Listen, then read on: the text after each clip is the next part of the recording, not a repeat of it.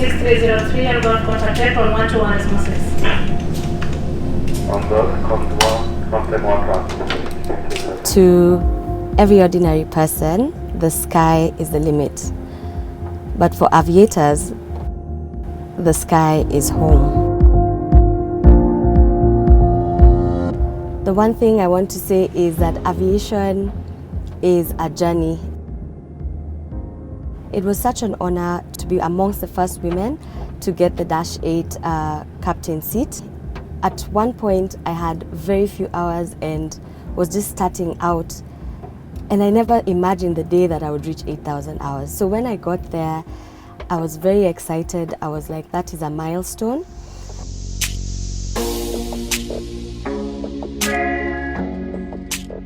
Oh wow. I was 17 years old. I had just finished high school. So I told my parents that I wanted to fly and they were like, aren't you going to be scared? So I said, no, I don't think so. So they organized for me to go to a school and to do a test flight to see how I take the flight. So we took off with my instructor and he was expecting a fright and all I felt was more excited. I just got so happy. I was like, let's do that again. He even had to cut us short and say, no, let's go back. And I felt like it was a dream come true. I just want to say it feels like home. Yeah.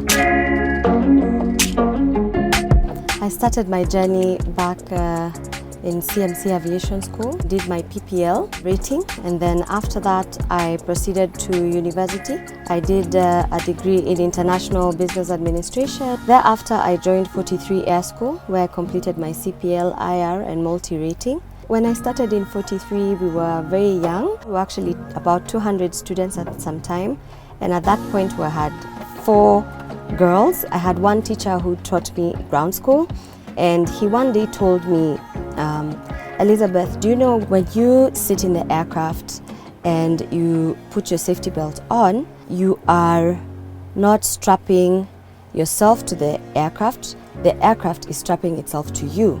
And he said, that aircraft will never know whether you're a man or a woman. He made me feel very motivated because, yeah, it's true. The aircraft does not know a male or a female. It just knows a pilot.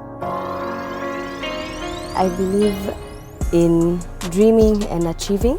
I started my journey flying the -8, which is a Bombardier aircraft. I started with the 100 series and now I'm in the 400 series. I was excited at the same time having like a outer body experience, and we have flown 8,000 hours. A lot of them have been on the -8. Every time I'm up there, I'll tell you, when you start, you do your setup, you taxi out and then you take off.